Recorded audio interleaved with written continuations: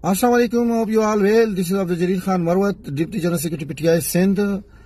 और मैं इस वीडियो पैगाम के जरिए शेर अफजल खान मरवत की गिरफ्तारी की शदीद और सख्त तरीन अल्फाज में मजम्मत करता हूँ, कंडेम करता हूँ कि ये जो जाबिर, डाकू, चोर, करप्ट, निकम्मे, स्लगिश और उनकी जो मनसूबाबंदी थी है कि जिस तरह एक 9 मई का ड्रामा इन्होंने रचाया और फिर उस ड्रामे की छतरी तले तहरीक इंसाफ की लीडरशिप और वर्कर्स के खिलाफ सख्त तरीन ऑपरेशन शुरू किए गए।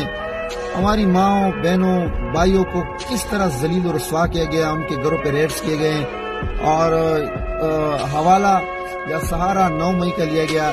क्या आप बता सकते हो कि शेर अफजल खान मरवत का 9 मई की कहानी में क्या रोल था? शेर अफजल खान मरवत पाकिस्तान तहरीक इंसाफ की लीडरशिप और वर्कर्स के लिए अदालतों में अपीयर हुआ है और अदालतों से ही इंसाफ लिया है।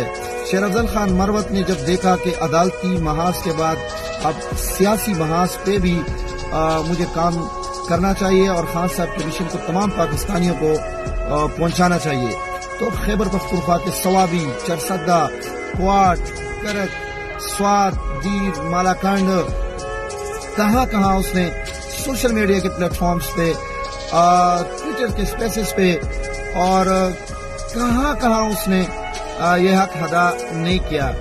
तो शेर अफजल खान मरवत का तो 9 मई में कोई रोल नहीं था। शेर अफजल खान मरवत तो 9 मई के बाद नमूदार हुआ और वो खैबर पख्तूनख्वा के बाद अब लाहौर में उसका पहला कदम था। उसके इरादे बलूचिस्तान और अब सिंध की तरफ भी थे।